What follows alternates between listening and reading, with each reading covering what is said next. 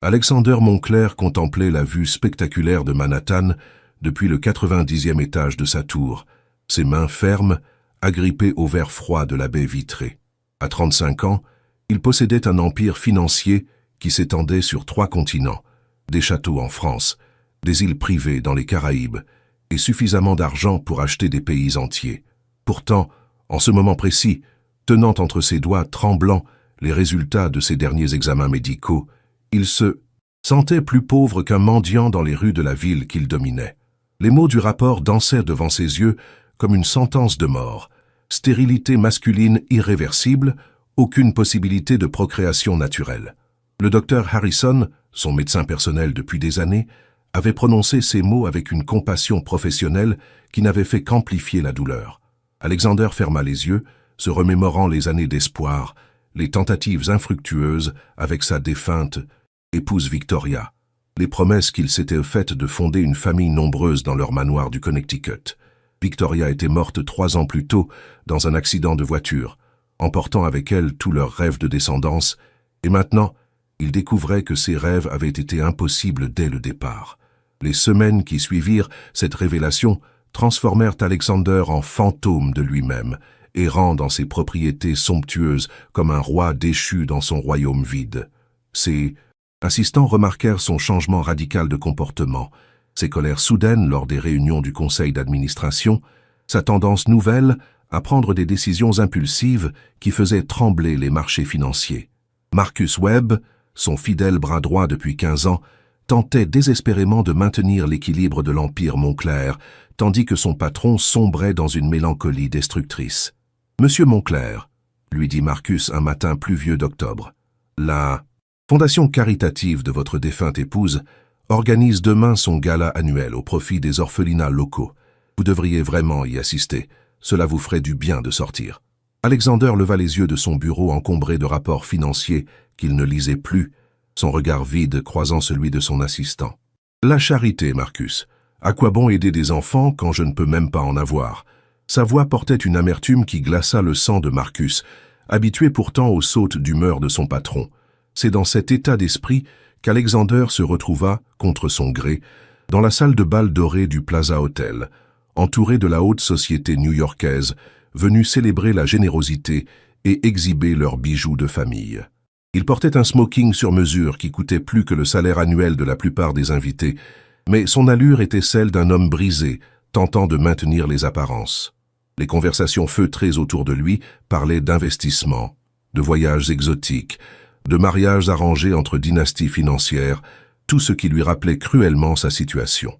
Il venait de commander son 3e whisky de la soirée quand une serveuse maladroite percuta son coude, renversant le plateau qu'elle portait et éclaboussant sa chemise immaculée de champagne. « Oh mon Dieu, je suis désolé !» s'exclama une voix douce teintée d'un accent qui ne correspondait pas à l'élégance factice de l'événement. « Si vous appréciez cette histoire jusqu'à présent, n'hésitez pas à laisser un j'aime pour m'encourager à continuer.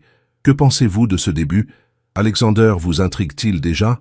Alexander leva les yeux, prêt à déverser sa colère sur l'employée incompétente, mais les mots moururent sur ses lèvres quand il croisa le regard de la jeune femme.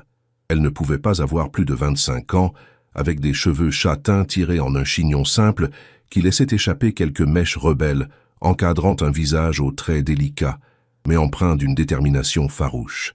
Ses yeux verts brillaient d'intelligence et d'une lueur de défi qui contrastait étrangement avec l'uniforme noir et blanc qu'elle portait. « Ce n'est rien, » marmonna-t-il, surpris par sa propre clémence. « Je peux vous rembourser le nettoyage, » ajouta-t-elle rapidement, ses joues rougissant d'embarras. « Vraiment, je suis désolé.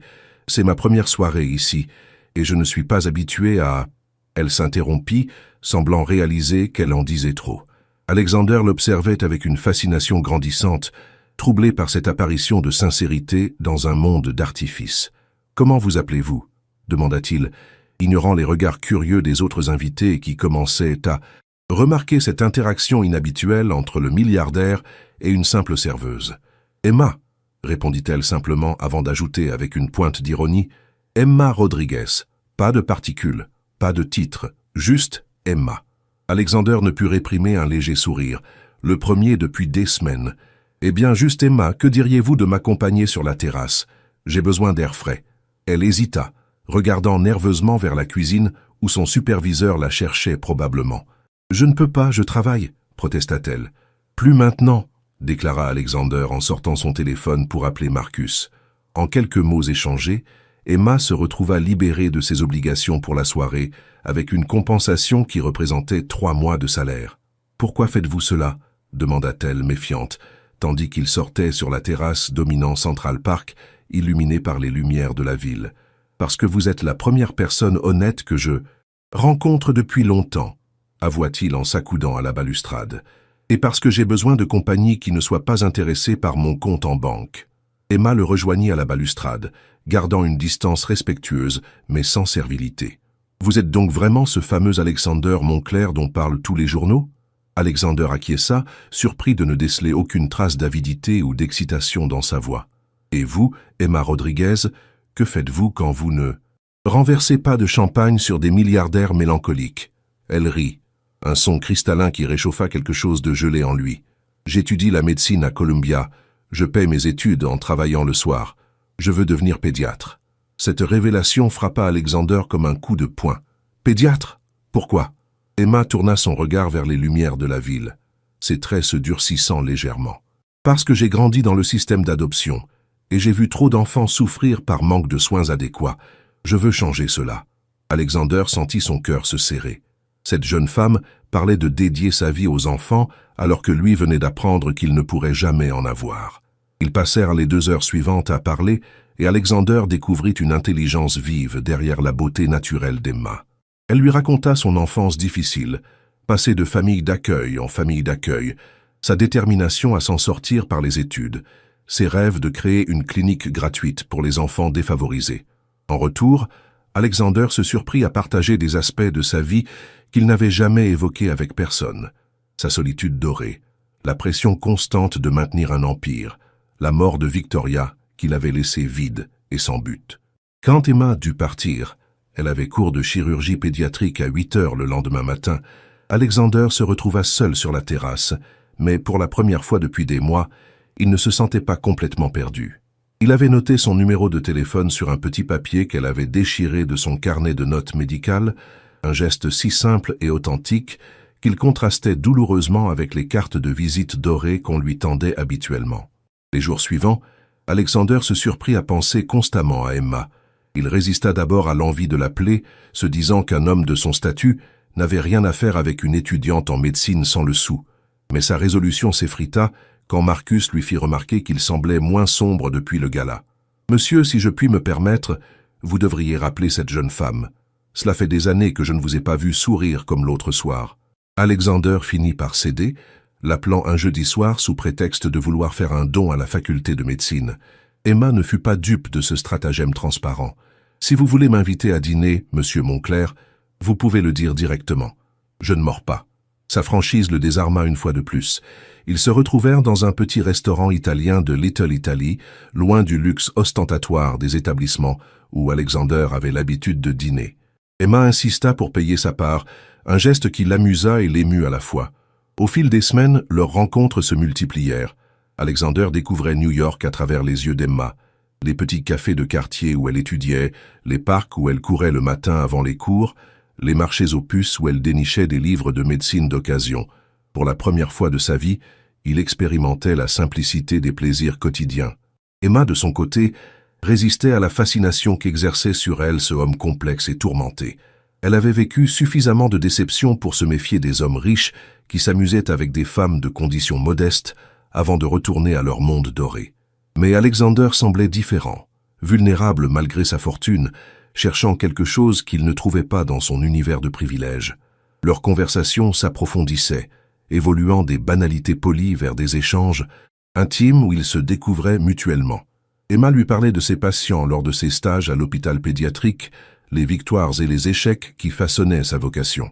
Alexander partageait ses doutes sur l'héritage qu'il laisserait, se demandant si son empire financier aurait un sens sans descendance pour le perpétuer. C'est un soir de novembre, alors qu'il marchait le long de l'Hudson River sous un ciel étoilé, qu'Alexander franchit le pas qui changerait leurs vies à jamais. « Emma !» commença-t-il, s'arrêtant brusquement au milieu de leur promenade. « Il y a quelque chose que je dois vous dire. » Le sérieux de son ton alarma la jeune femme. Depuis la mort de ma femme, je me suis fermé au monde, persuadé que ma vie n'avait plus de sens. Mais vous avez réveillé quelque chose en moi que je croyais mort. Emma sentit son cœur s'accélérer, pressentant ce qui allait suivre. Je sais que nous venons de mondes différents, que vous avez vos rêves et moi mes obligations, mais je ne peux plus imaginer ma vie sans vous.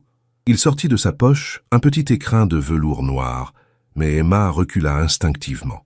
Alexander, non, vous ne comprenez pas. Si, je comprends que c'est fou, que nous nous connaissons depuis seulement 2 mois, mais Emma, je vous aime. Les mots résonnèrent dans l'air froid du soir, comme une promesse et une supplication à la fois. Emma ferma les yeux, luttant contre les émotions contradictoires qui l'assaillaient. Elle aimait cet homme, de cela elle était certaine, mais elle connaissait aussi les règles impitoyables du monde dans lequel il évoluait. Que dira votre entourage? Vos associés? Une serveuse sans le sou qui épouse le richissime Alexander Montclair? Je me fiche de ce qu'ils disent, répliqua-t-il avec une véhémence qui la surprit. J'ai passé ma vie entière à me conformer aux attentes des autres, à maintenir une image, à jouer un rôle. Pour la première fois, je veux suivre mon cœur. Emma ouvrit l'écrin d'un geste tremblant, découvrant un solitaire d'une simplicité éblouissante, parfaitement taillé mais sans ostentation. Ce n'est pas le plus gros diamant que je puisse m'offrir, expliqua Alexander. C'est celui qui vous ressemble, authentique, rare, précieux, sans être voyant. Les larmes aux yeux, Emma glissa la bague à son doigt, scellant ainsi un engagement qui défierait toutes les conventions sociales de leur époque. Leur mariage, célébré 6 mois plus tard dans l'intimité de la propriété familiale des Montclair dans les Hamptons, fit sensation dans la presse people. Les journaux bruissaient de commentaires acerbes sur cette union improbable entre le magnate de la finance et l'ancienne serveuse devenue étudiante en médecine. Mais Alexander et Emma, isolés dans leur bonheur nouveau, ignoraient superbement les critiques. Emma avait terminé ses études avec mention très bien, grâce en partie au soutien financier discret de son mari qui lui avait permis de se consacrer entièrement à ses cours sans avoir besoin de travailler. Leur lune de miel en Toscane fut un enchantement, 2 semaines volées au temps où ils explorèrent les collines dorées et les villages perchés, loin des regards indiscrets et des obligations professionnelles. Alexander découvrait avec émerveillement la joie simple de partager chaque instant avec la femme qu'il aimait, tandis qu'Emma s'habituait progressivement à un luxe qu'elle n'avait jamais imaginé, mais qu'elle acceptait avec la grâce naturelle qui la caractérisait. Le retour à New York marqua le début d'une nouvelle vie pour le couple. Emma reprit ses études de spécialisation en pédiatrie, déterminée à mener à bien son projet de clinique gratuite, projet qu'Alexander soutenait désormais activement en créant une fondation dédiée. Leur amour semblait défier toutes les prédictions pessimistes de leur entourage, et même Marcus Webb, initialement sceptique quant à cette union, dut reconnaître l'influence bénéfique d'Emma sur son patron. Alexander avait retrouvé son dynamisme légendaire, prenant des décisions audacieuses qui consolidaient encore son empire financier, mais avec une sérénité nouvelle qui impressionnait ses collaborateurs. Le soir, dans leur penthouse rénovée selon les goûts plus sobres d'Emma, ils planifiaient l'avenir avec l'enthousiasme de 2 êtres qui avaient trouvé leur âme sœur. Emma parlait de sa future clinique, des enfants qu'elle soignerait, des familles qu'elle aiderait. Alexander l'écoutait avec une tendresse mêlée de mélancolie, car il portait toujours en lui le secret de sa stérilité, n'osant briser le bonheur de sa femme par cette révélation dévastatrice.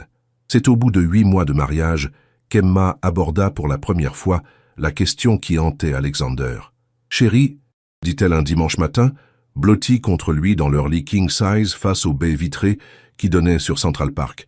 J'ai fini ma spécialisation le mois prochain, la clinique ouvrira dans 6 mois. Ne penses-tu pas qu'il serait temps de fonder notre famille ?»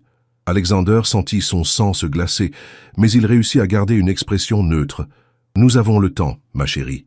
Tu vas être très occupée avec la clinique au début. » Emma se redressa, le scrutant avec l'intuition féminine qui ne la trompait jamais. « Alexander, y a-t-il quelque chose que tu ne me dis pas ?» Le moment qu'il redoutait depuis leur première rencontre était arrivé. Il ne pouvait plus esquiver, ne pouvait plus reporter l'inévitable conversation qui risquait de détruire leur bonheur. « Emma, commença-t-il, mais sa voix se brisa. Comment avouer à la femme qu'il aimait plus que sa propre vie, qu'il ne pourrait jamais lui donner les enfants dont elle rêvait? La révélation de sa stérilité tomba comme un couperet dans l'atmosphère feutrée de leur chambre. Alexander expliqua tout. Les années d'espoir déçues avec Victoria, les tests médicaux, le verdict implacable du docteur Harrison. Emma l'écouta en silence, ses yeux verts se voilant progressivement de larmes qu'elle refusait de laisser couler. Quand il eut terminé, un silence pesant s'installa entre eux, chargé de tous les rêves brisés et des reproches non formulés. « Pourquoi ne m'as-tu rien dit ?» demanda-t-elle finalement, sa voix à peine audible.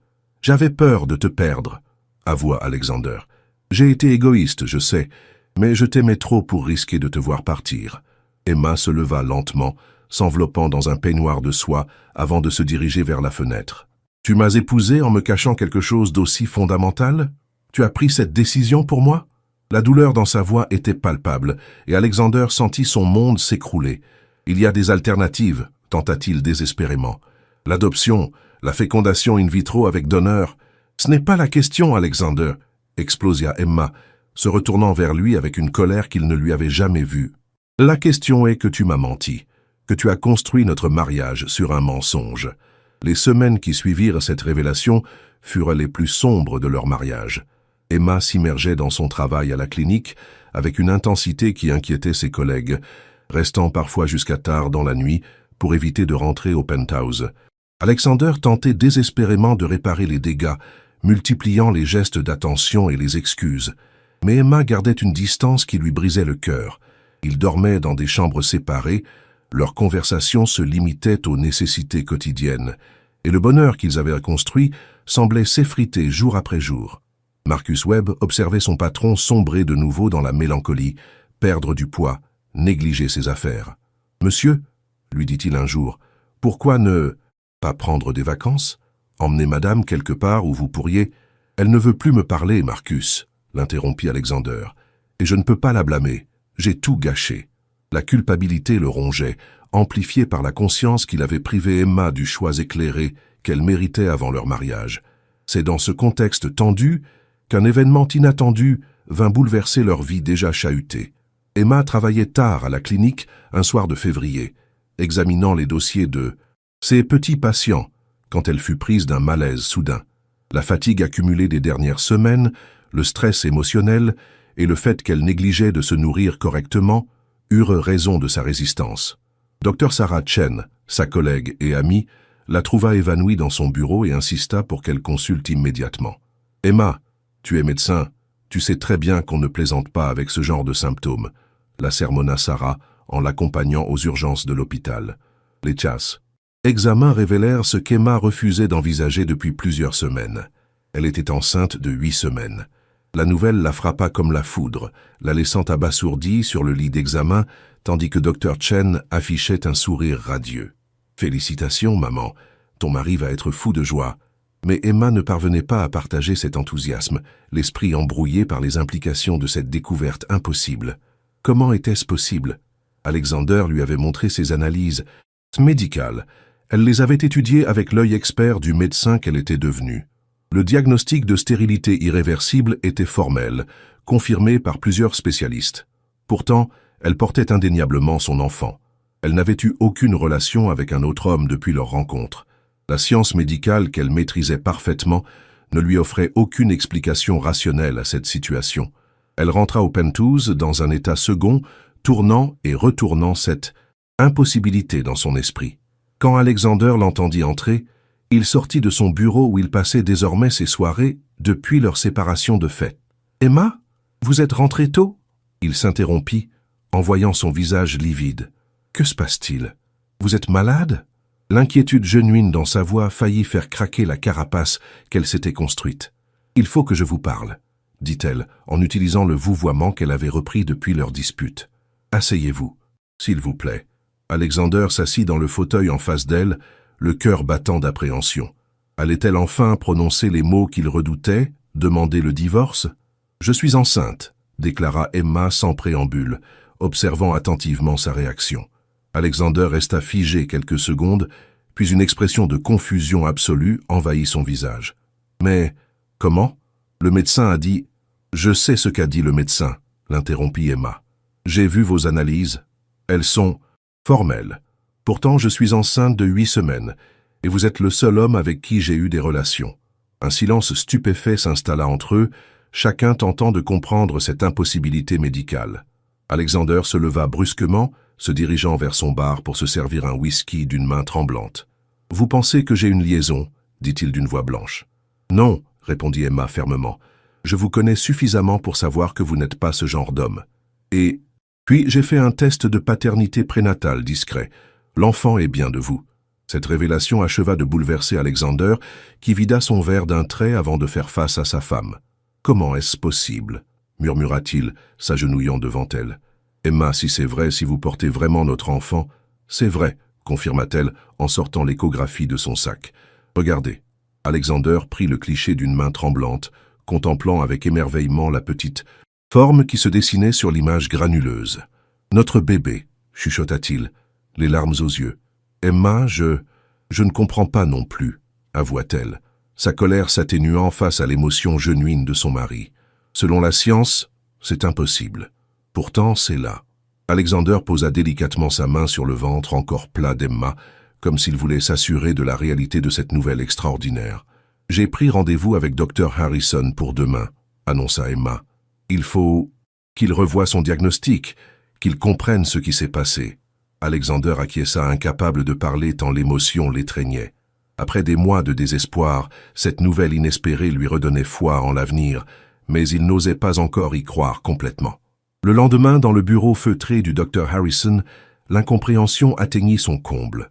Le médecin examina attentivement les nouvelles analyses d'Alexander, ainsi que les résultats de grossesse d'Emma, confrontant ses anciennes conclusions à cette réalité déconcertante. « Monsieur Moncler, » dit-il finalement en retirant ses lunettes d'un geste perplexe, « je dois vous avouer que je n'ai jamais été confronté à une situation similaire. Vos analyses de l'année dernière sont formelles. Stérilité totale, aucune possibilité de procréation naturelle. Pourtant, les tests de paternité ne mentent pas. Vous êtes bien le père biologique de cet enfant. » Il marqua une pause, feuilletant frénétiquement ses manuels. « Médicaux. Il existe des cas exceptionnels, rarissimes, où la médecine ne peut expliquer certains phénomènes. Des guérisons spontanées de maladies incurables, des récupérations impossibles. Votre cas semble relever de cette catégorie de miracles médicaux. » Alexander et Emma échangèrent un regard chargé d'émotions contradictoires. « Alors le bébé va bien ?» demanda Emma anxieusement. « Parfaitement bien, » rassura le médecin. « Vous avez une grossesse tout à fait normale, Madame Moncler. » Nouvelle de cette grossesse miraculeuse eut un effet transformateur sur leur couple. Alexander, libéré du poids de la culpabilité qui l'écrasait depuis des mois, retrouvait progressivement la confiance d'Emma. Celle-ci, malgré sa formation médicale qui la poussait à chercher des explications rationnelles, commençait à accepter que certains mystères échappaient à la compréhension humaine. Leurs retrouvailles furent d'abord timides, empreintes de la prudence de deux êtres qui avaient frôlé la rupture définitive. Mais l'évolution de la grossesse, les premières échographies révélant un bébé en parfaite santé, les mouvements perceptibles dans le ventre d'Emma, tout concourait à ressouder leurs liens. Alexander se montrait d'une attention touchante, accompagnant sa femme à tous ses rendez-vous médicaux, aménageant son emploi du temps pour être présent à chaque étape importante. Emma, de son côté, redécouvrait l'homme qu'elle avait aimé au premier regard, celui qui cachait derrière sa fortune et son pouvoir une vulnérabilité émouvante. Au 5e mois de grossesse, une nouvelle stupéfiante vint enrichir leur bonheur déjà extraordinaire. Emma attendait des jumeaux. Dr Martinez, le gynécologue qui suivait désormais sa grossesse, leur annonça la nouvelle avec un sourire ému lors d'une échographie de routine. « Regardez bien l'écran, » dit-il en déplaçant la sonde. « Voici votre premier bébé, et là, » il déplaça légèrement l'appareil. « Voici le second, deux petits cœurs qui battent parfaitement. » Emma et Alexander restèrent sans voix, contemplant l'écran où deux formes distinctes bougeaient paisiblement. « Des jumeaux, » murmura Alexander, sa voix étranglée par l'émotion. « Nous allons avoir 2 enfants. » Emma serra sa main, les larmes coulant librement sur ses joues. L'homme qui pensait ne jamais pouvoir être père allait avoir non pas 1, mais 2 enfants. Le destin semblait vouloir compenser les années de souffrance par une générosité extraordinaire. « Pouvez-vous déterminer leur sexe ?» demanda Emma. « Pas encore, » répondit Dr Martinez, « mais d'ici quelques semaines, nous le saurons. » L'annonce de cette double grossesse transforma leur existence en un tourbillon d'émotions et de préparatifs. Alexander, qui n'avait jamais manifesté le moindre intérêt pour la décoration intérieure, passa des heures avec Emma à aménager la nursery, débattant passionnément du choix des couleurs, des meubles, des jouets.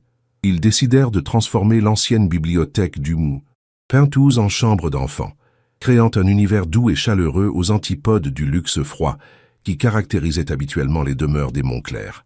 Emma insista pour peindre elle-même une fresque sur l'un des murs, représentant un jardin enchanté peuplé d'animaux souriants. Alexander l'aidait maladroitement, barbouillant plus qu'il ne peignait, mais leur complicité retrouvée valait tous les chefs-d'œuvre. Marcus Webb, témoin de cette transformation, ne reconnaissait plus son patron. « Monsieur, » lui dit-il un jour en le trouvant en train d'assembler un berceau, « je ne vous ai jamais vu aussi heureux. »« Parce que je ne l'ai jamais été autant, Marcus, » répondit Alexander en souriant. « Ces enfants vont donner un sens à tout ce que j'ai construit. » Les semaines passaient, et la grossesse d'Emma évoluait sans complications majeures, malgré la gémellité qui représentait toujours un risque accru. Alexander avait insisté pour qu'elle soit suivie par les meilleurs spécialistes du pays et une équipe médicale d'élite surveillait chaque détail de sa santé. Emma, forte de sa formation médicale, gérait cette attention avec philosophie, consciente que la prudence était justifiée. Au 7e mois, ils apprirent enfin le sexe de leurs enfants, une fille et un garçon. Cette révélation acheva de combler Alexander, qui voyait déjà dans ses jumeaux l'accomplissement de tous ses rêves familiaux. « Victoria, » dit-il un soir, en caressant le ventre rond d'Emma, « j'aimerais appeler notre fille Victoria en mémoire de ma première épouse. » Emma réfléchit un moment avant d'acquiescer. « Et notre fils ?»« Emmanuel, » proposa-t-elle, « comme l'homme qui m'a donné ma chance. » Alexander sourit, touché par cette référence à leur première rencontre. « Emmanuel et Victoria Montclair, » murmura-t-il, « nos enfants. » L'accouchement eut lieu par une froide matinée de mars, après une nuit de contractions qui mirent les nerfs d'Alexander à rude épreuve. Emma, forte de sa formation médicale, gérait la situation avec un calme qui impressionnait l'équipe soignante, mais Alexander faisait les 100 pas dans la salle d'attente comme un lion en cage. Marcus était présent, ainsi que Dr. Chen, qui avait tenu à assister son ami dans ce moment crucial. Quand enfin les cris des nouveau-nés retentirent dans la maternité privée, Alexander sentit ses jambes se dérober sous lui. L'infirmière vint le chercher avec un sourire radieux. « Monsieur Montclair, vos enfants sont là. » Il entra dans la chambre d'un pas hésitant, découvrant Emma rayonnante malgré la fatigue, tenant dans ses bras 2 petits êtres parfaits.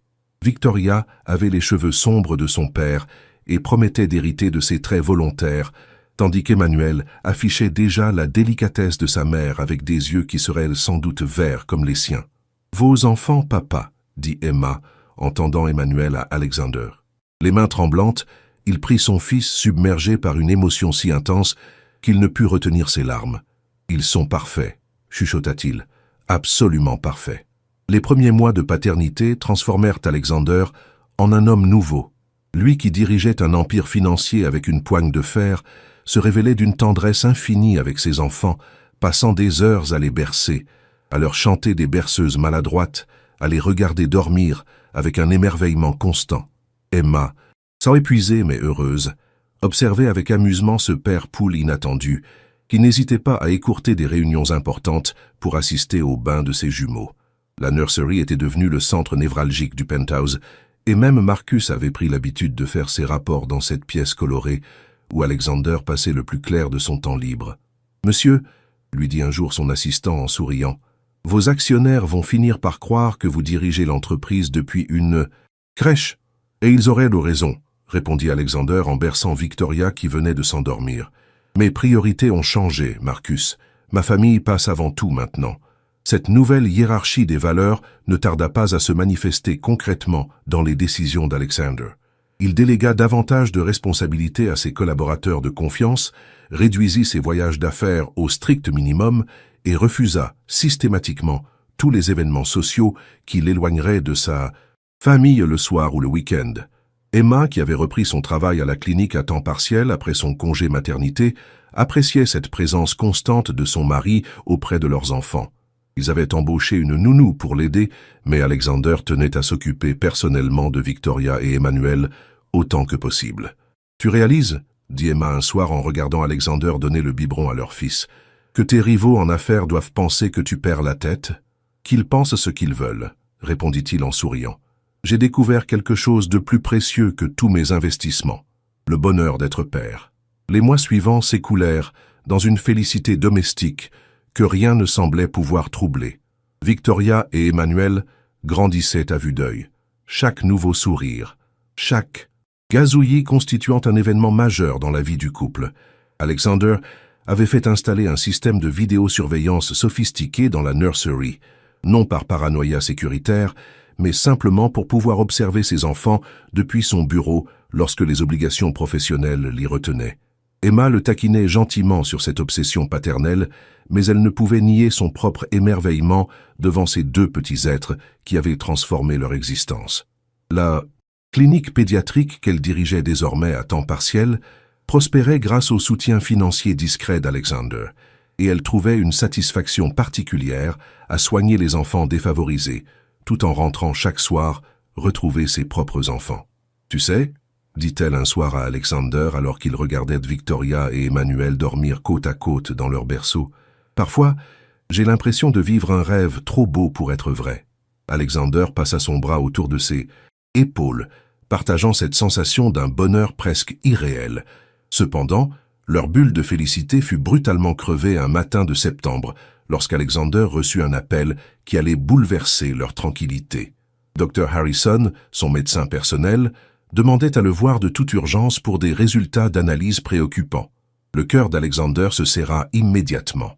Depuis la naissance miraculeuse des jumeaux, il avait accepté de se soumettre régulièrement à des examens médicaux approfondis pour tenter de comprendre le mystère de sa paternité retrouvée. « Que voulez-vous dire par préoccupant » demanda-t-il, la bouche soudain sèche. « Je préfère vous expliquer en personne, monsieur Moncler. Pouvez-vous venir cet après-midi » Le ton grave du médecin n'augurait rien de bon. Alexander raccrocha avec une angoisse croissante, se demandant quelle nouvelle catastrophe allait s'abattre sur sa famille, tout juste reconstituée. Il ne dit rien à Emma, ne voulant pas l'inquiéter. Inutilement. Mais elle remarqua son changement d'humeur avec l'intuition qui la caractérisait. « Chérie, que se passe-t-il? Tu es tout pâle. »« Rien d'important, mentit-il. Juste une réunion difficile en perspective. » Emma le scruta un moment, mais n'insista pas, respectant son besoin d'espace quand les affaires le préoccupaient. Le bureau du Dr. Harrison n'avait pas changé depuis leur dernière visite, mais l'atmosphère semblait chargée d'une tension palpable. Le médecin, habituellement jovial et détendu, affichait une mine sombre qui confirma les pires craintes d'Alexander. « Docteur, » attaqua-t-il sans préambule, « dites-moi directement de quoi il s'agit. Est-ce que je vais mourir ?» Dr. Harrison soupira profondément avant de sortir un épais dossier de son tiroir. « Pas exactement, Alexander, mais ce que j'ai découvert va probablement changer votre vie de façon dramatique. » Il ouvrit le dossier, révélant une série d'analyses comparatives qui semblaient s'étaler sur plusieurs mois. « J'ai fait réanalyser tous vos échantillons de sang et de sperme depuis le début de votre suivi médical, en les comparant avec des prélèvements récents. Les résultats sont troublants. » Alexander se pencha vers le bureau, tentant de déchiffrer les colonnes de chiffres et les graphiques complexes. « Expliquez-moi en termes simples, » demanda-t-il avec impatience. « Vos analyses actuelles confirment ce que nous savions déjà. Vous êtes biologiquement le père de Victoria et Emmanuel. Cependant, vos analyses antérieures, celles qui concluaient à votre stérilité, ne mentaient pas non plus. Elles correspondaient exactement à votre état biologique d'alors. » Alexander sentit un frisson glacé lui parcourir l'échine. « Que voulez-vous dire exactement ? » « Je veux dire que votre profil génétique a changé de façon inexplicable entre votre mariage avec Emma et la conception de vos enfants. C'est scientifiquement impossible, et pourtant, les preuves sont là. » Dr. Harrison fit pivoter son écran d'ordinateur vers Alexander, affichant des comparaisons détaillées de marqueurs génétiques. « Regardez ces séquences d'ADN. Celles de gauche correspondent à vos analyses d'il y a 2 ans, celles de droite à vos analyses actuelles. Il y a des différences significatives, notamment au niveau des gènes responsables de la fertilité masculine. » Alexander fixait l'écran sans vraiment comprendre, son esprit refusant d'accepter cette impossibilité scientifique. « Vous êtes en train de me dire que mon ADN a changé ? C'est exactement ce que je vous dis, même si cela défie toute logique médicale. Votre code génétique actuel est fonctionnellement différent de celui que vous aviez il y a 2 ans, comme si vous étiez devenu quelqu'un d'autre. » Le silence qui s'installa dans le bureau était chargé d'implications terrifiantes qu'aucun des deux hommes n'osait formuler. « Il y a autre chose », reprit Dr Harrison après une longue pause. « Vos analyses révèlent des anomalies dans d'autres domaines. Votre système immunitaire présente des caractéristiques inhabituelles. Votre métabolisme cellulaire fonctionne à un niveau d'efficacité extraordinaire et certains de vos marqueurs biologiques suggèrent une longévité potentielle bien supérieure à la normale. » Alexander se leva brusquement, arpentant le bureau comme un fauve en cage. « Docteur, vous me parlez comme si j'étais un mutant ou un extraterrestre. Il doit y avoir une explication rationnelle. » « C'est bien le problème, Alexander. Il n'y en a pas. J'ai consulté les plus grands généticiens du pays, j'ai fait vérifier mes résultats par 3 laboratoires indépendants. Tous arrivent à la même conclusion impossible. Votre patrimoine génétique a été modifié par un processus que la science actuelle ne peut expliquer. » Dr Harrison marqua une nouvelle pause avant d'ajouter « Et ce n'est pas tout. J'ai analysé discrètement des échantillons de sang de Victoria et Emmanuel lors de leur dernière visite de routine. Ils présentent les mêmes anomalies génétiques que vous. » Cette révélation finale acheva de bouleverser Alexander, qui dut s'asseoir pour éviter de s'effondrer. « Mes enfants, qu'est-ce que vous êtes en train de me dire? Je dis que Victoria et Emmanuel ne sont pas exactement des enfants normaux. Leurs capacités cognitives et physiques semblent se développer à un rythme anormalement rapide. À 6 mois, ils présentent déjà des aptitudes que l'on observe habituellement chez des enfants de 12 ou 15 mois. » Alexander repensa aux observations qu'il avait faites récemment sans y prêter attention particulière. Victoria suivait les conversations du regard avec une acuité surprenante. Emmanuel réagissait aux stimuli avec une vivacité inhabituelle. Tous deux semblaient comprendre des mots simples, alors qu'ils ne devraient pas encore en être capables. « Docteur, que nous arrive-t-il? Ma famille et moi, sommes-nous malades? » « Je ne peux pas qualifier cela de maladie, Alexander. Vos modifications génétiques semblent être des améliorations plutôt que des déficiences. Vous êtes en meilleure santé que jamais, plus fort, plus résistant. Vos enfants montrent des signes de développement accéléré qui pourraient s'avérer être des avantages considérables. » Dr Harrison referma le dossier d'un geste lent. « Mais je ne peux pas vous garantir que ces changements soient stables ou sans conséquences à long terme. Nous entrons en territoire inconnu. » Alexander quitta le cabinet médical dans un état de confusion totale, l'esprit assailli par 1000 questions sans réponse. Devait-il informer Emma de ces découvertes terrifiantes? Comment réagirait-elle en apprenant que leur famille était biologiquement différente? Et surtout, quelle force mystérieuse avait opéré ces transformations impossibles? En rentrant au penthouse, il trouva Emma dans la nurserie, jouant avec Victoria et Emmanuel qui gazouillaient joyeusement dans leur transat. La scène était si parfaite, si normale, en meningsat apparence, qu'Alexander hésita à briser cette illusion de normalité par ses révélations inquiétantes. « Chérie », l'accueillit Emma avec son sourire lumineux, « regarde comme Victoria suit des yeux le mobile musical, et Emmanuel a presque réussi à se retourner tout seul. Ils grandissent si vite. » Cette remarque innocente frappa Alexander comme un coup de massue, confirmant les observations du docteur Harrison. « Oui, » murmura-t-il, « ils grandissent très vite. » Emma remarqua immédiatement son trouble. « Alexander, que se passe-t-il? Tu as l'air bouleversé. » Alexander s'assit lourdement dans le fauteuil à bascule qu'ils avaient installé dans la nurserie, contemplant ses enfants avec un mélange d'amour et d'appréhension nouvelle. « Emma, il faut que je te parle de quelque chose d'important, de quelque chose qui concerne notre famille. » Le sérieux de son ton alarma immédiatement Emma, qui prit place sur la coudoir de son fauteuil. « Tu me fais peur, Alexander. Que s'est-il passé ?» Avec des précautions infinies, Alexander lui rapporta sa conversation avec Dr Harrison, observant son visage se décomposer progressivement au fur et à mesure des révélations. Quand il eut terminé, Emma resta silencieuse un long moment, son regard fixé sur leurs enfants qui continuaient à jouer, inconscients du drame qui se nouait autour d'eux. « Tu es en train de me dire, » articula-t-elle lentement, « que nous ne sommes plus humains? Je ne sais pas ce que nous sommes, » avoua Alexander, « mais nous ne sommes plus les mêmes qu'avant. » Emma se leva brusquement, se dirigeant vers la fenêtre pour cacher les larmes qui commençaient à couler sur ses joues. « Mes bébés, mes pauvres bébés, qu'est-ce qui leur arrive ?» La nouvelle ébranla les fondements de leur existence paisible. Emma, forte de sa formation médicale, exigea de voir toutes les analyses, de consulter elle-même les spécialistes, de comprendre par elle-même l'étendue de ces modifications inexpliquées.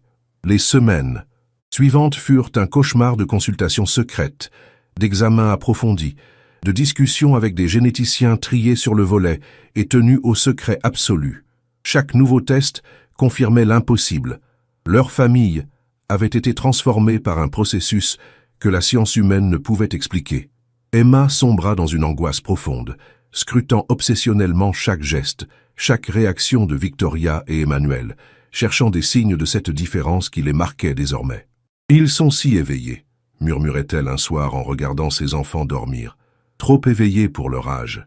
Qu'est-ce que nous leur avons transmis, Alexander ? » « Nous ne leur avons rien fait, » répondit-il en la prenant dans ses bras. « Quoi qu'il nous soit arrivé, nous l'avons subi ensemble. » Mais même cette certitude partagée ne suffisait pas à apaiser leurs craintes grandissantes.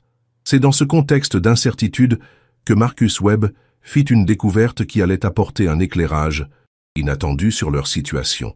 Fidèle assistant d'Alexander depuis 15 ans, Marcus avait toujours géré avec une discrétion absolue les affaires les plus sensibles de son patron.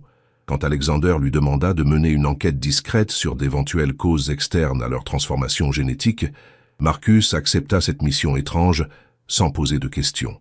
Ces investigations le menèrent d'abord vers l'analyse de tout ce qu'Alexander et Emma avaient pu ingérer, inhaler ou toucher dans les mois précédant la conception des jumeaux. Nourriture, médicaments, produits cosmétiques, tout fut passé au crible sans révéler d'éléments suspects. C'est en élargissant ses recherches qu'il découvrit un détail troublant dans les archives familiales des Moncler. « Monsieur, » dit-il un matin en entrant dans le bureau d'Alexander avec une liasse de documents anciens, « j'ai trouvé quelque chose qui pourrait vous intéresser, ou vous inquiéter davantage. » Alexander leva les yeux de ses dossiers financiers, remarquant l'expression perplexe de son assistant. « De quoi s'agit-il, Marcus ? » « J'ai épluché les archives familiales conservées dans votre propriété du Connecticut, remontant jusqu'au début du XIXe siècle. Il semblerait que vous ne soyez pas le premier Moncler à connaître des particularités biologiques. » Marcus étala sur le bureau une série de documents jaunis par l'âge, actes de naissance, rapports médicaux d'époque, témoignages familiaux. Votre arrière-arrière-grand-père, Nathaniel Moncler, a vécu jusqu'à l'âge de 123 ans, à une époque où l'espérance de vie moyenne était de 40 ans. Ses enfants ont tous présenté des aptitudes intellectuelles exceptionnelles. Son petit-fils, votre arrière-grand-père Edmund, était réputé pour sa force physique surhumaine et sa résistance aux maladies. Alexander parcourait les documents avec une fascination croissante, découvrant une lignée familiale, jalonnée d'anomalies que les époques précédentes attribuaient à la chance ou à la bénédiction divine. Regardez ce témoignage, continua Marcus en pointant un passage d'une lettre ancienne. Edmund Moncler décrit comment il a survécu à une épidémie de choléra qui a décimé sa ville natale, comment sa femme stérile a miraculeusement conçu après leur mariage, comment leurs enfants apprenaient à lire avant l'âge de 3 ans. « Vous pensez que c'est héréditaire ?» demanda Alexander, le cœur battant. « Je pense que votre famille porte quelque chose de particulier depuis des générations, quelque chose qui ne se manifeste qu'occasionnellement, peut-être sous certaines conditions spécifiques. » Marcus sortit un dernier document, un journal intime rédigé par Edmund Moncler lui-même. « Écoutez ce passage, monsieur. Le sang des Moncler n'est pas comme celui des autres hommes. Nous portons en nous un héritage qui remonte à la nuit des temps, un don qui se réveille quand l'amour véritable touche notre cœur. Ma Catherine m'a transformé comme je l'ai transformé, et nos enfants seront les gardiens de ce mystère ancien. » Alexander sentit un frisson lui parcourir l'échine. Ces mots écrits plus d'un siècle auparavant semblèrent décrire exactement ce qui lui était arrivé avec Emma. « Marcus, continuez vos recherches. Remontez aussi loin que possible dans l'arbre généalogique. Je veux tout savoir sur mes ancêtres. »« Bien sûr, monsieur, mais il y a autre chose. » Marcus hésita avant de continuer. « J'ai découvert que plusieurs familles, puissantes à travers l'histoire, ont présenté des caractéristiques similaires. Les Rothschild, les Rockefeller, les Carnegie, toutes ces dynasties semblent porter des traits génétiques particuliers qui expliqueraient leur succès extraordinaire et leur longévité familiale. Cette révélation ouvrait des perspectives vertigineuses sur la nature véritable de l'élite mondiale. Alexander commençait à comprendre que sa transformation n'était peut-être pas un accident isolé, mais l'activation d'un Héritage ancestral dont il ignorait l'existence. Emma doit savoir, déclara-t-il. Elle a le droit de comprendre ce qui nous arrive. Quand il lui présenta les découvertes de Marcus, Emma réagit avec un mélange de soulagement et d'appréhension. Au moins, nous savons que nous ne sommes pas les premiers, dit-elle en feuilletant les documents anciens. Mais cela ne nous dit pas ce qui nous attend, ni comment protéger nos enfants. Effectivement, connaître l'origine héréditaire de leur transformation ne résolvait pas la question de l'avenir. Victoria et Emmanuel continuaient à grandir à un rythme accéléré, développant des capacités qui dépassaient largement celles des enfants de leur âge.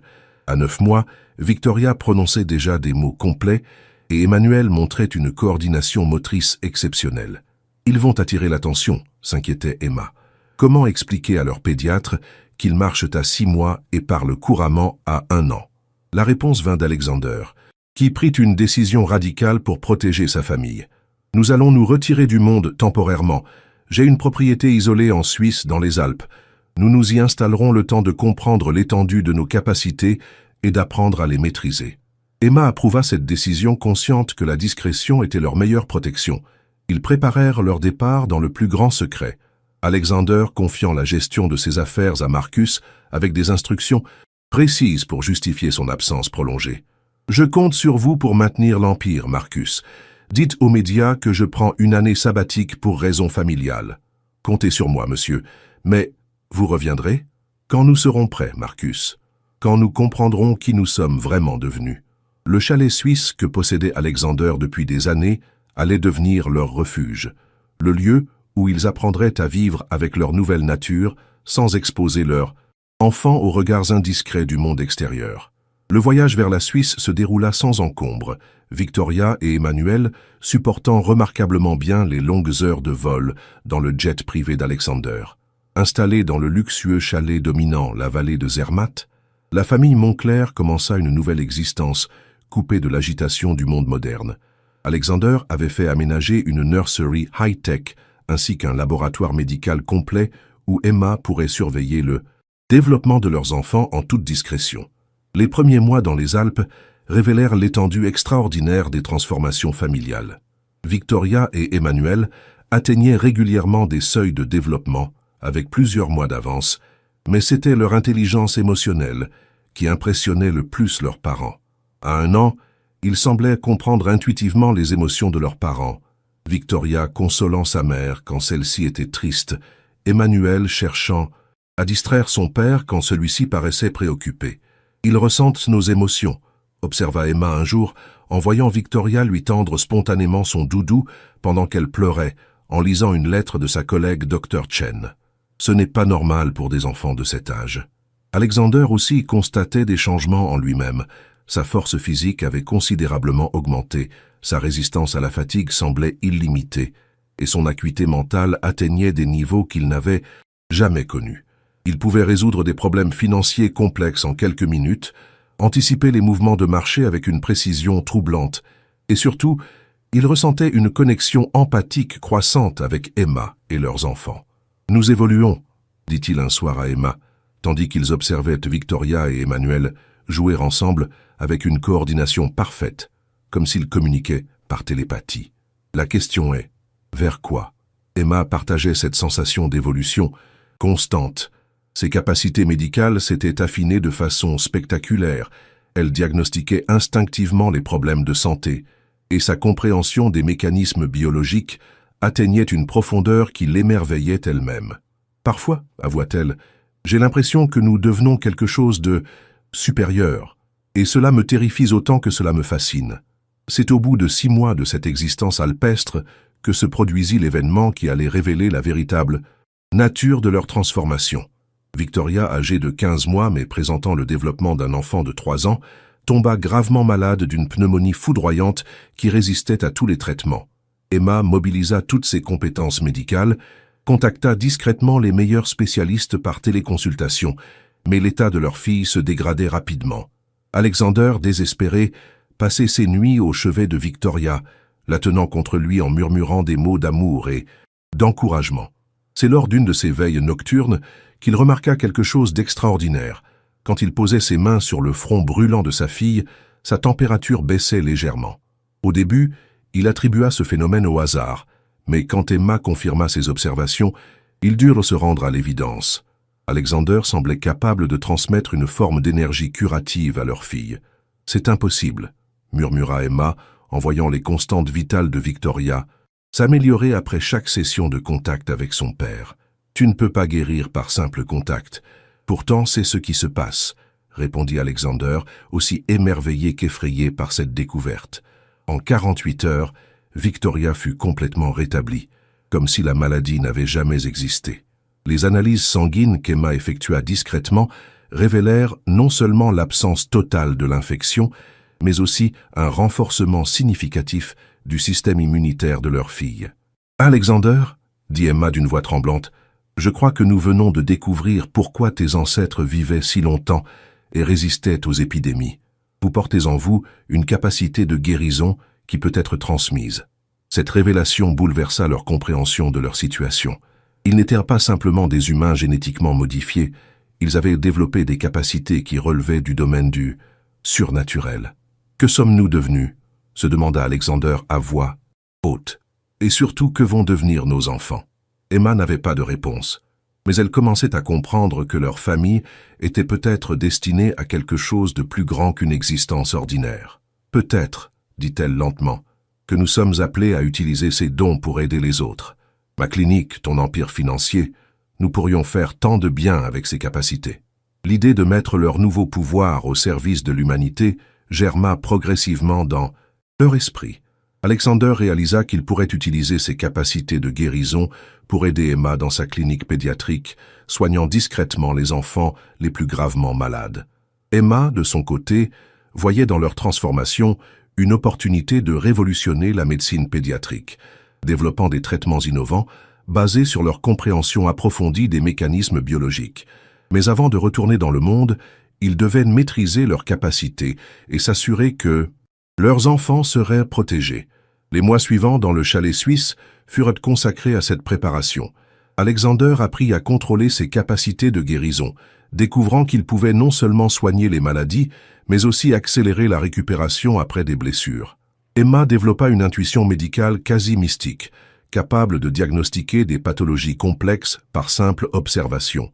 Victoria et Emmanuel, quant à eux, continuaient à grandir avec une intelligence et une maturité qui dépassaient largement leur âge chronologique. À 2 ans, Victoria parlait couramment 3 langues et montrait des aptitudes artistiques exceptionnelles, peignant des œuvres d'une sophistication troublante pour son âge. Emmanuel développait des capacités physiques remarquables, une agilité et une coordination qui faisèrent de lui un petit athlète accompli. Mais le plus impressionnant était leur connexion émotionnelle avec leurs parents et entre eux. Ils semblaient communiquer par une forme de télépathie familiale, anticipant les besoins et les désirs de chacun avec une précision déconcertante. « Ils ne sont plus vraiment des enfants ordinaires », observa Emma un jour en regardant Victoria consoler Emmanuel qui s'était cogné, non pas avec les mots maladroits d'une enfant de 2 ans, mais avec une sagesse et une empathie d'adulte.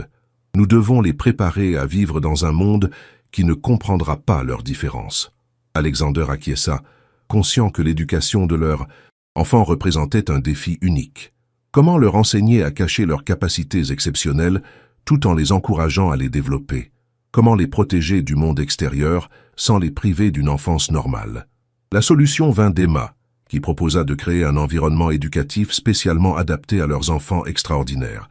Nous pourrions fonder une école privée, suggéra-t-elle, officiellement destinée aux enfants surdoués, mais en réalité conçue pour des enfants comme les nôtres. Alexander approuva immédiatement cette idée, y voyant non seulement une solution pour Victoria et Emmanuel, mais aussi une opportunité d'aider d'autres familles qui pourraient vivre des situations similaires. Ses recherches généalogiques avec Marcus avaient révélé que plusieurs lignées familiales puissantes présentaient des caractéristiques génétiques particulières. Il y a peut-être d'autres enfants comme les nôtres, réalisa-t-il, d'autres familles qui cachent des secrets similaires. L'idée de créer une communauté secrète d'individus aux capacités exceptionnelles commença à prendre forme, une école qui serait en réalité un refuge, un lieu où ces enfants spéciaux pourraient grandir et développer leurs dons sans crainte du jugement ou de l'exploitation. Après 18 mois passés dans les Alpes suisses, La famille Moncler était prête à retourner dans le monde, transformée et unifiée par cette période d'introspection et de découverte. Alexander avait appris à maîtriser ses capacités de guérison. Emma avait développé une expertise médicale qui dépassait largement celle de ses pairs, et Victoria et Emmanuel avaient grandi dans un environnement qui acceptait et encourageait leurs différences. Leur retour à New York fut discret, mais remarqué par ceux qui les connaissaient bien. Marcus Webb nota immédiatement les changements chez son patron, une assurance nouvelle, une présence magnétique renforcée et surtout une vision claire de l'avenir qui contrastait avec l'incertitude des années précédentes. « Monsieur, dit-il lors de leur première réunion après le retour, vous semblez différent, plus fort, plus déterminé. J'ai trouvé ma voie, Marcus, répondit Alexander, et j'ai de grands projets pour notre famille et notre entreprise. Le premier de ces projets fut la création de l'Institut Moncler pour l'excellence pédagogique, officiellement une école privée d'élite pour enfants surdoués, mais en réalité un centre d'accueil pour les enfants aux capacités extraordinaires. Emma dirigeait la partie médicale de l'Institut, développant des programmes de santé révolutionnaires, tandis qu'Alexander finançait et supervisait l'ensemble du projet. Ils recrutèrent discrètement des enseignants et du personnel médical triés sur le volet, des individus qui avaient eux-mêmes vécu des expériences inexpliquées ou qui étaient suffisamment ouverts d'esprit pour accepter l'extraordinaire. L'Institut s'installa dans un magnifique campus du Connecticut, loin des regards indiscrets, mais suffisamment accessible pour attirer les familles concernées. Les premiers élèves arrivèrent 6 mois après l'ouverture, des enfants de familles puissantes qui présentaient des développements atypiques, des capacités inexpliquées, des traits héréditaires particuliers. Victoria et Emmanuel furent naturellement les premiers élèves de l'Institut, y trouvant enfin des pairs qui partageaient leurs différences. À 3 ans, Victoria présentait déjà les capacités intellectuelles d'un enfant de 8 ans, tandis qu'Emmanuel montrait des aptitudes physiques qui définiaient les lois de la physiologie humaine normale. Mais dans l'environnement protégé de l'Institut, il pouvait exprimer librement ses capacités, sans crainte ou honte. D'autres enfants les rejoignirent progressivement. La petite Sarah Chen, fille d'un magnate technologique qui montrait des capacités de calcul mental phénoménales. Le jeune Marcus Rivera, fils d'un diplomate qui semblait capable de comprendre et parler couramment toute langue après quelques heures d'exposition. La mystérieuse Elena Volkov, fille d'un oligarque russe qui présentait des capacités empathiques si développées qu'elle ressentait les émotions de tous ceux qui l'entouraient. L'Institut devint rapidement un havre pour ces enfants extraordinaires et leurs familles, un lieu où l'impossible était quotidien et où la différence était célébrée plutôt que cachée. Parallèlement au développement de l'Institut, Alexander et Emma approfondissaient leur compréhension de leur propre transformation. Emma avait discrètement contacté d'autres médecins et chercheurs qui étudiaient des phénomènes similaires, découvrant une communauté scientifique secrète qui documentait depuis des décennies des cas d'évolution humaine accélérée. « Nous ne sommes pas les seuls », rapporta-t-elle à Alexander après une conférence clandestine à laquelle elle avait participé sous une fausse identité. « Il y a des familles dans le monde entier qui vivent des transformations similaires. Certaines remontent à plusieurs générations, d'autres sont récentes comme la nôtre. » Cette révélation confirmait les intuitions d'Alexander sur l'existence d'une élite humaine secrète, dotée de capacités qui la distinguaient fondamentalement du reste de l'humanité. Mais pourquoi maintenant ? Se demandait-il. Pourquoi ces transformations semblent-elles s'accélérer à notre époque? La réponse vint d'une source inattendue, Dr Elena Reyes, une généticienne renommée qui étudiait secrètement l'évolution humaine depuis 30 ans. Dr Reyes accepta de rencontrer Alexander et Emma dans son laboratoire privé de Boston, un sanctuaire high-tech dissimulé dans les sous-sols d'un immeuble anodin. « Votre cas m'intéresse particulièrement », leur dit-elle en examinant leurs analyses génétiques. « Vous représentez ce que j'appelle une activation spontanée, un réveil brutal de capacités génétiques dormantes, sous l'influence d'un déclencheur émotionnel puissant. » Elle leur expliqua sa théorie selon laquelle l'humanité portait en elle, depuis des millénaires, le potentiel d'évolution vers un stade supérieur, mais que ce potentiel ne s'activait que dans des circonstances très spécifiques. L'amour véritable, la détresse émotionnelle extrême, la confrontation avec la mortalité. Ces expériences intenses peuvent déclencher une réaction en chaîne au niveau cellulaire qui réveille des séquences génétiques endormies. Pour Alexander et Emma, le déclencheur avait été double. Le désespoir d'Alexander face à sa stérilité et l'amour transformateur qu'ils avaient découvert ensemble. Vos enfants, continua Dr. Reyes, représentent la première génération née avec ses capacités déjà activées. Ils sont littéralement l'avenir de l'humanité. Cette perspective vertigineuse sur l'avenir de leurs enfants renforça la détermination d'Alexander et Emma à protéger et guider cette nouvelle génération.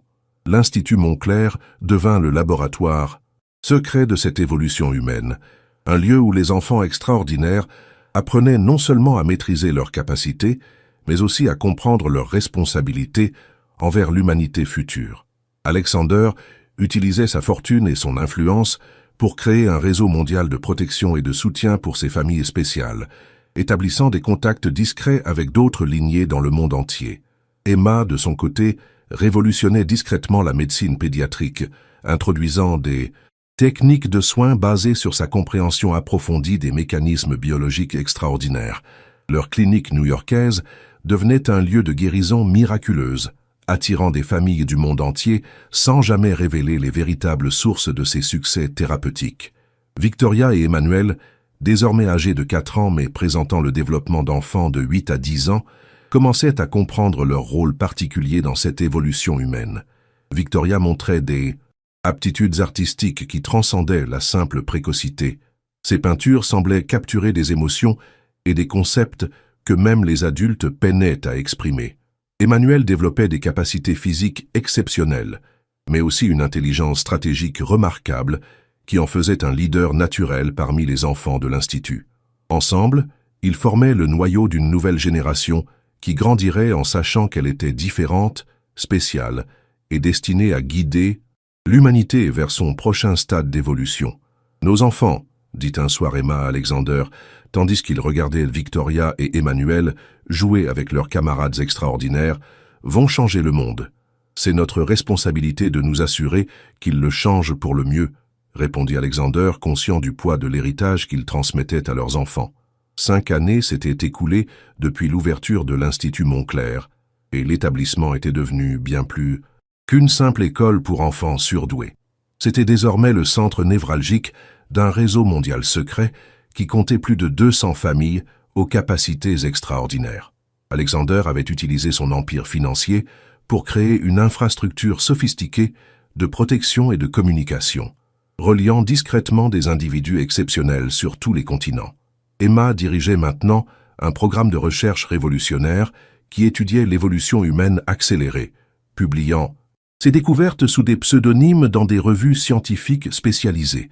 Victoria et Emmanuel, âgés de 9 ans mais possédant la maturité et les capacités d'adolescents de 15 ans, étaient devenus les leaders naturels de leur génération extraordinaire.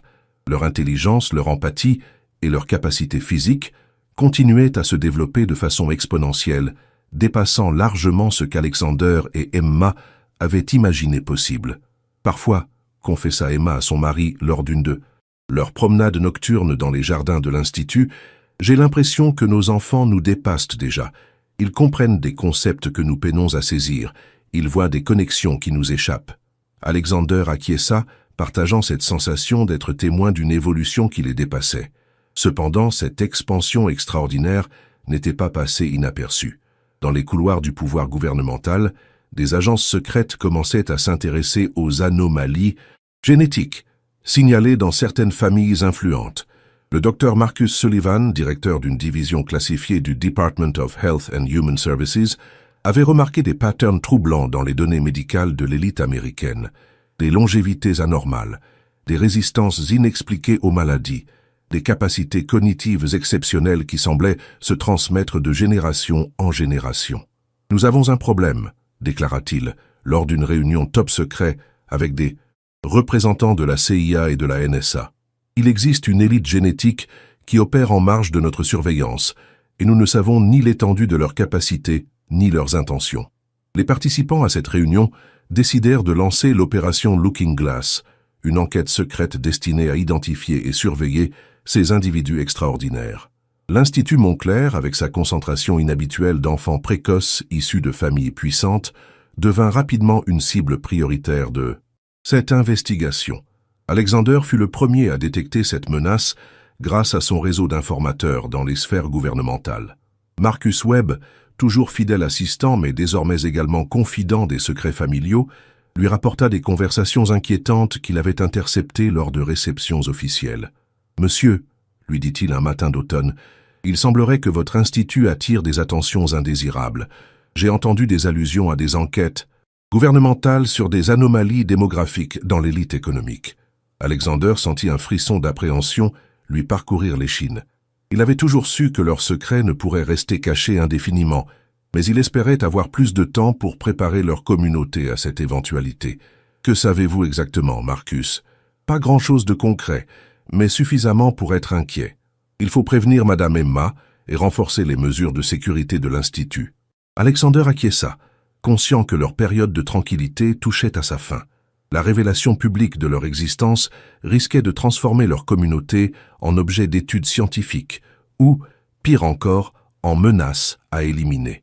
La réaction d'Emma à cette nouvelle fut d'une détermination farouche qui surprit même Alexander. « Ils ne toucheront pas à nos enfants », déclara-t-elle avec une intensité qui fit briller ses yeux verts d'un éclat dangereux. « Nous avons passé des années à créer un environnement sûr pour ces familles.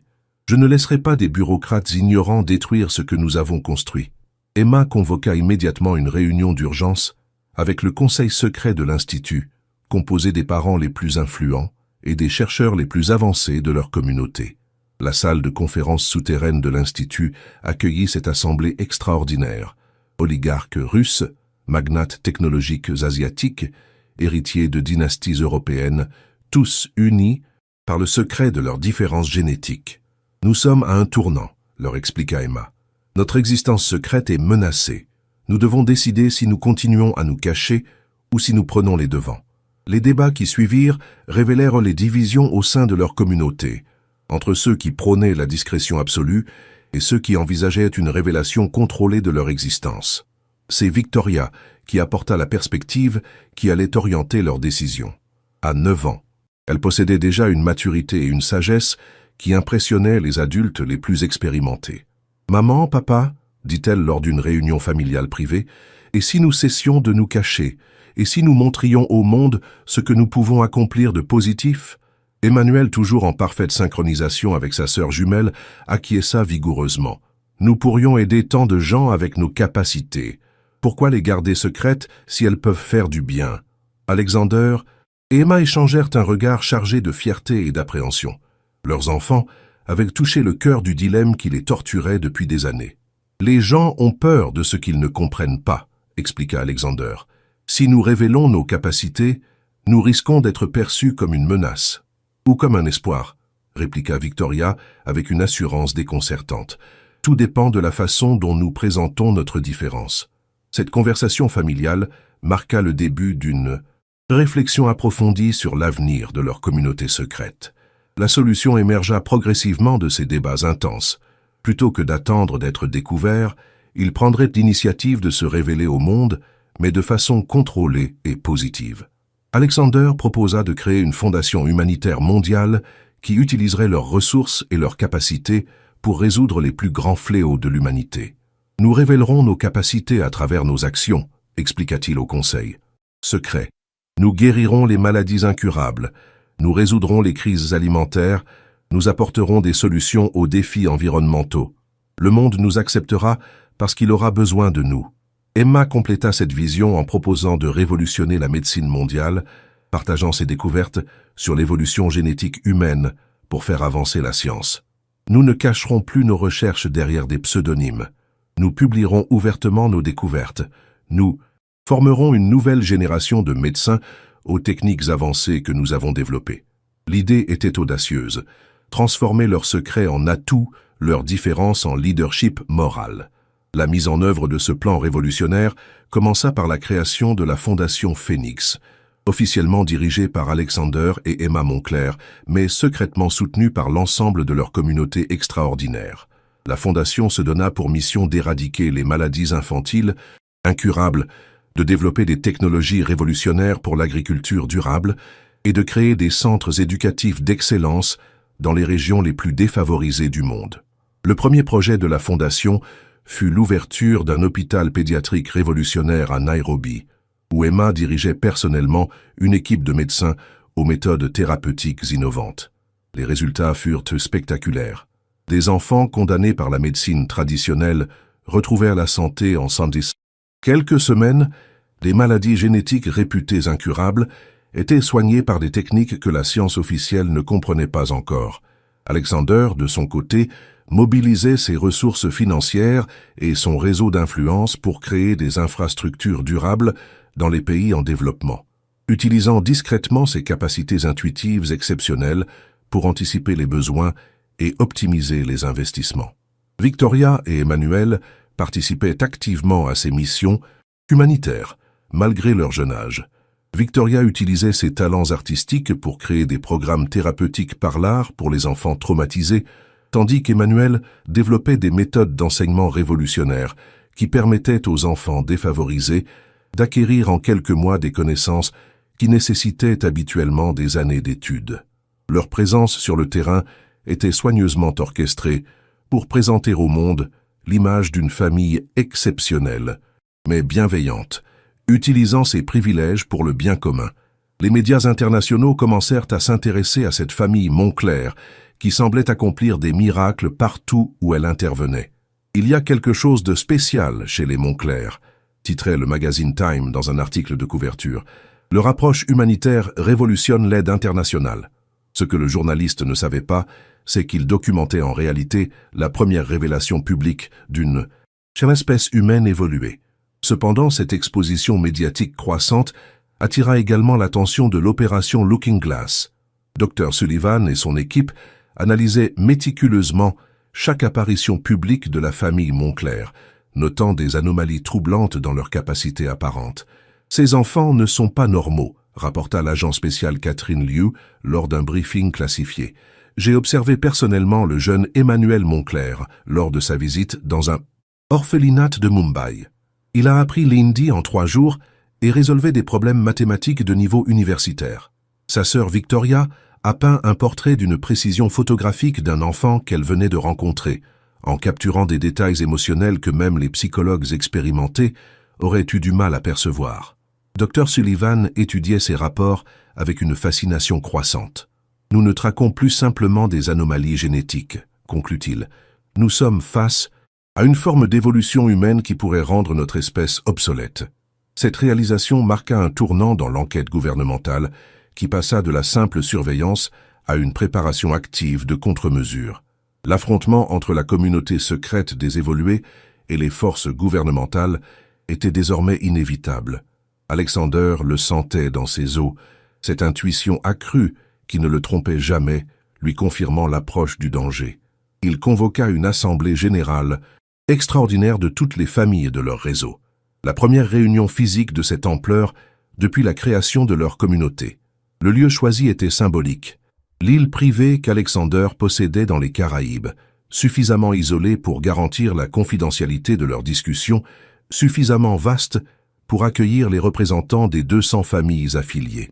L'arrivée de ces individus extraordinaires sur l'île constitua un spectacle fascinant. Jets privés se succédant sur la piste d'atterrissage, yachts luxueux mouillant dans la baie, hélicoptères transportant les participants les plus secrets. Mais au-delà du déploiement de richesses, c'était la concentration de pouvoir intellectuel et physique qui impressionnait. Ces hommes et ces femmes, accompagnés de leurs enfants aux capacités exceptionnelles, représentaient collectivement plus d'influence économique et politique que la plupart des nations. Emma ouvrit cette assemblée historique par un discours qui résumait leur situation. « Nous voici rassemblés pour la première fois, unis par un secret qui nous a longtemps isolés, mais qui pourrait maintenant devenir notre force. Nos enfants représentent l'avenir de l'humanité, et nous devons décider ensemble comment protéger cet avenir. » Les débats qui suivirent révélèrent la diversité des approches au sein de leur communauté. Certains prônaient un retour à la clandestinité absolue, d'autres proposaient une révélation complète et immédiate de leur nature, d'autres encore suggérèrent de prendre le contrôle des institutions gouvernementales qui les menaçaient. Victoria et Emmanuel, représentant la nouvelle génération aux côtés de leur père extraordinaire, apportèrent une perspective unique à ces discussions. « Nous ne voulons pas nous cacher », déclara Victoria devant l'assemblée médusée par la maturité de cet enfant de 9 ans. Nous voulons montrer au monde que l'évolution n'est pas une menace, mais une opportunité. Nous pouvons résoudre les problèmes que l'humanité traditionnelle n'arrive pas à surmonter. Emmanuel compléta la vision de sa sœur. Notre différence nous donne une responsabilité. Nous devons guider l'humanité vers son prochain stade d'évolution, non pas en nous imposant, mais en montrant l'exemple. Cette sagesse précoce impressionna même les adultes les plus expérimentés de l'Assemblée. Elena Volkov, maintenant âgée de 12 ans mais présentant la maturité d'une jeune femme de 20 ans, prit la parole. Et pour soutenir les jumeaux Moncler, Victoria et Emmanuel ont raison. Nous ne pouvons plus nous contenter d'exister en marge. Si nous avons reçu ces dons, c'est pour en faire profiter l'humanité entière. Marcus Rivera, développant ses capacités linguistiques à un niveau quasi surhumain, ajouta « Notre génération grandit en sachant qu'elle est différente. Nous ne voulons pas passer notre vie à nous cacher. Nous voulons construire un monde meilleur. » Ces interventions des jeunes évolués créèrent un consensus improbable au sein de l'Assemblée. La décision fut prise à l'unanimité. Ils sortirent de l'ombre, mais selon leurs propres termes. La Fondation Phoenix deviendrait leur vitrine publique, révélant progressivement leur capacité à travers des réalisations humanitaires spectaculaires. Parallèlement, ils prépareraient la société à accepter l'idée d'une évolution humaine en cours, finançant des recherches scientifiques, des films, des livres qui familiariseraient le public avec cette possibilité. Le plan élaboré lors de cette assemblée historique était d'une sophistication remarquable. Chaque famille utiliserait ses domaines d'expertise pour avancer l'agenda commun. Les magnates des médias orienteraient subtilement l'opinion publique, les leaders technologiques développeraient des innovations qui prépareraient la société au changement. Les dynasties financières investiraient massivement dans la recherche génétique et médicale. Alexander coordonnerait l'ensemble. Depuis sa position de leader financier mondial, Emma dirigerait la révolution médicale depuis ses laboratoires de recherche et leurs enfants serviraient d'ambassadeurs de la nouvelle génération. Dans 10 ans, prédit Dr Reyes lors de la session de clôture, l'humanité aura accepté l'idée que l'évolution est en cours. Dans 20 ans, nos enfants dirigeront ouvertement les institutions mondiales. Dans 50 ans, la distinction entre humains traditionnels et évolués aura disparu, car l'évolution se sera généralisée. Cette vision d'avenir galvanisa les participants qui quittèrent l'île avec un sentiment de mission partagée. Cependant, les forces gouvernementales n'étaient pas restées inactives pendant cette assemblée secrète. Dr Sullivan avait mobilisé toutes les ressources de surveillance disponibles pour monitorer cette concentration inhabituelle de l'élite mondiale sur l'île Moncler. Satellites espions, écoutes électroniques, agents infiltrés dans les équipages de sécurité, tout était mis en œuvre pour percer les secrets de cette réunion. Ils planifient quelque chose, rapporta l'agent Liu. Cette assemblée n'était pas une simple réunion d'affaires. Il y avait trop de familles impliquées, trop de nationalités représentées, trop de précautions sécuritaires pour une rencontre ordinaire. Dr Sullivan étudiait les images satellites montrant les enfants de l'assemblée jouer ensemble sur les plages de l'île. Même à distance, leurs mouvements présentaient une coordination et une agilité qui définirent les standards normaux. Ils forment la prochaine génération, réalisa-t-il. Ces enfants ne sont pas seulement surdoués, ils sont génétiquement supérieurs, et ils grandissent en nombre. Cette prise de conscience accéléra la planification de l'intervention gouvernementale. L'opération Looking Glass entra dans sa phase active 3 mois après l'assemblée de l'île Moncler. Dr Sullivan avait obtenu l'autorisation présidentielle pour une enquête approfondie sur ce qu'il qualifiait de menaces évolutionnaires pour la sécurité nationale. Des équipes d'agents spécialisés furent déployées pour surveiller les principales familles suspectes. Des laboratoires gouvernementaux commencèrent à analyser discrètement des échantillons génétiques obtenus par des moyens détournés, et des experts en guerre psychologique préparèrent des stratégies pour contrer l'influence croissante de cette élite extraordinaire. L'Institut Moncler fut placé sous surveillance constante. Ses communications électroniques interceptées, son personnel infiltré par des agents sous couverture. Alexander détecta rapidement cette escalade grâce à son réseau d'informateurs, mais aussi grâce à ses capacités intuitives développées qui lui permettaient de percevoir les intentions hostiles. « Ils se préparent à agir », avertit-il Emma lors d'une conversation cryptée dans les jardins de l'Institut. « Nous devons accélérer nos plans. » Emma acquiesça, partageant cette sensation de danger imminent que leur sens évolué leur permettait de percevoir bien avant les signes manifestes. La première confrontation directe eut lieu de façon inattendue lors d'une mission humanitaire de la Fondation Phoenix en Syrie. Victoria et Emmanuel accompagnaient leurs parents dans un hôpital de campagne où Emma soignait des enfants réfugiés victimes de bombardements. L'équipe médicale accomplissait des prodiges, sauvant des vies que la médecine traditionnelle aurait considérées comme perdues, quand une unité de forces spéciales américaines investit l'hôpital sous prétexte d'une opération antiterroriste. Alexander comprit immédiatement qu'il s'agissait d'un prétexte pour capturer sa famille. « Emma, prenez les enfants et sortez par l'arrière », murmura-t-il en activant discrètement le signal d'alerte de leur réseau de sécurité privée. Mais les forces gouvernementales avaient sous-estimé les capacités de leur cible.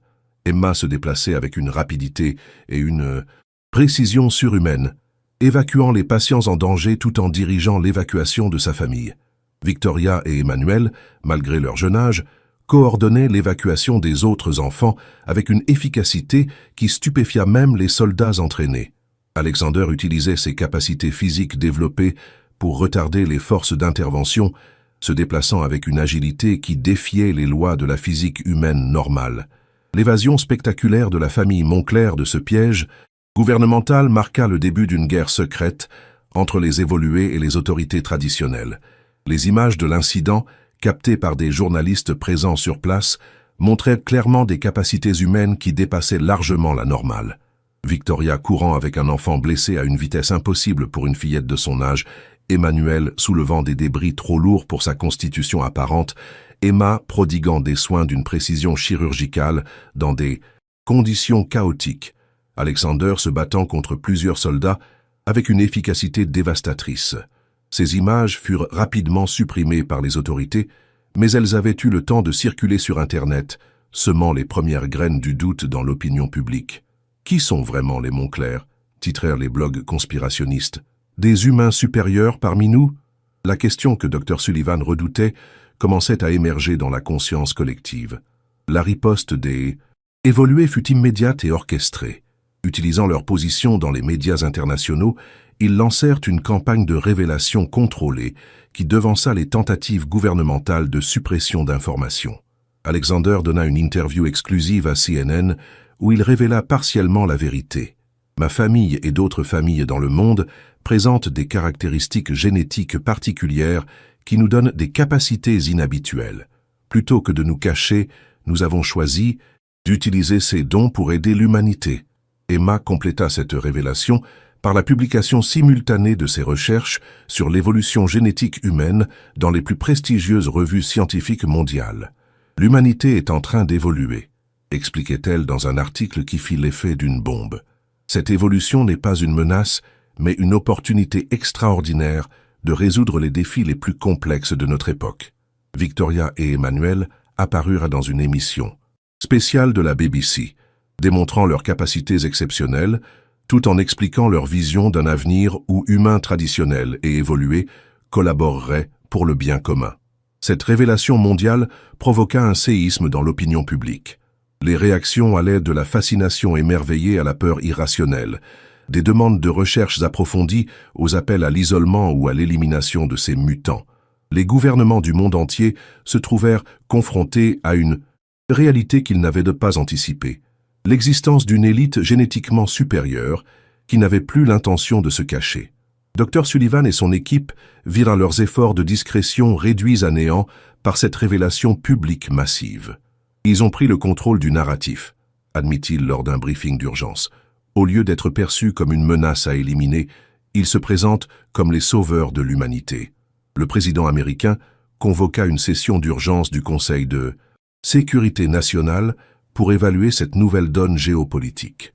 Comment réagir face à des individus qui possédaient des capacités supérieures et des ressources illimitées, tout en bénéficiant maintenant d'un soutien public croissant? La réponse gouvernementale fut un mélange de cooptation et de contrôle.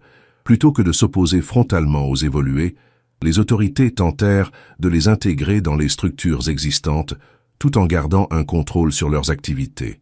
Des propositions furent faites pour créer des organismes internationaux de supervision des comités scientifiques d'études, des réglementations encadrant l'utilisation de capacités extraordinaires. Alexander et Emma participèrent à ces négociations avec la sagesse de ceux qui avaient anticipé cette phase. « Nous acceptons la supervision », déclara Alexander lors d'une session spéciale des Nations Unies, mais nous exigeons la réciprocité.